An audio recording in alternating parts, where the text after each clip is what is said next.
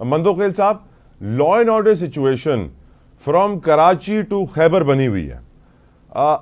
मैं ये अमन व अमान की सूरत हाल को ऊपर प्रोग्राम करते हुए बात करते हुए हम 25 साल से देख रहे हैं। मुशर्रफ दौर में शुरू हो गया था वॉर और टेरर के बाद, खुदकुश हमले, ड्रोन अटैक्स, क्या कुछ हमने नहीं देखा सर। एक एक दिन में कराची में 100 बंदे मरते थे।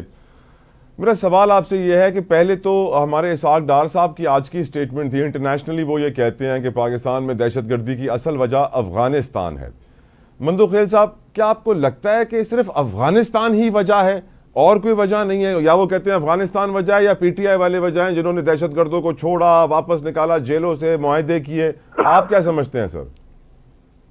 मेरे ख्याल में इसाक डार साहब वजीर खारजा के अलावा नायब वजीर आजम भी है और सर बहुत सारी और कमेटियों के सरबराह भी हैं सर। पिछले 30 साल से हम अफगानिस्तान की जंग की वजह से तो पैसे खा रहे हैं, आलमी दुनिया से जब हम इमदाद ले रहे हैं अमेरिका समेत, तो उसी के ऊपर तो हमारा मुल्क जो है चल रहा है। नहीं तो हमारी अपनी सोर्स ऑफ इनकम क्या है, आपकी अपनी टैक्स कलेक्शन क्या है, आपकी ज़राअत क्या है, ये सारी चीजें आपके सामने है। तो अफगानिस्तान की जंग या वो जो कोविड आया था तो उसकी वजह से तो ये मुल्क चल रहा है, नहीं तो हमारी अपनी तो कोई इनकम नहीं है। तो ये भी साथ तो वजीर खारजा साहब को ये बयान करना चाहिए।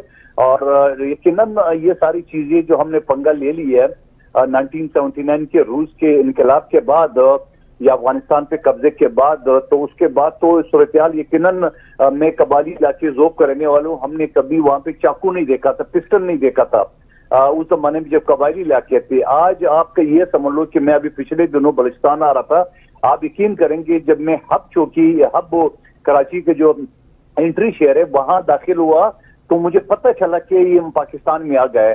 कुछ भी नहीं है, न रास्ते में न एफसी है, न पुलिस है, न कुछ है, जंगल है पूरा, एक समझ लो वो है। ये मेन रोड की आपको बात बता रहा हूँ मैं, पहाड़ों को तुरबत, फलाना, ग्वादर, पंजगुर, उनकी बातें मैं नहीं कर रहा हूँ। मैं आपको मेन आपका जो आरपीडी हाईवे है कराची से लेके कोयटा तक, मैं उन्हीं की बात कर रहा हूँ। इसी तरह खैबर पख्तूनख्वा के आप देख लें कि वहां पे आर्मी के फौज और टैंकों के साय के तले राशन जो है ना वो करम जिले में ले जाए जा रहे 25 किलोमीटर का फासला। आप देख रहे हैं गजा में राशन जो है ना वो आसानी से जा सकते हैं, मगर करम एजेंसी में नहीं जा सकता है।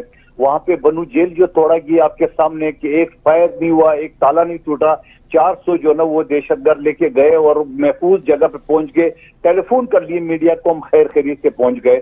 तो ये सूरत हाल तो यकीनन उन दोनों सूबों में है। और मौलाना साहब ने जिक्र भी किया अभी कल परसों इसमें कौमी असम्बली में, तो हालात तो हमारे सूरत हाल खराब है। लेकिन उस सूरत हाल में हम ये समझ रहे कि हमें सियासी लोगों को यही मशवरा हमारे पीटीआई को भी है कि आप सियासी लोगों के साथ बैठ के, और ये भी जतोई साहब के सामने मैं सवाल रख रहा हूँ, पीटीआई के दौर में अमन अमान बेहतर था, जैसी पीटीआई की हुकूमत खत्म होगी बेले और टीटीपी ने सर उठा लिए, इसका क्या मतलब है? इसका जवाब है किसी के पास?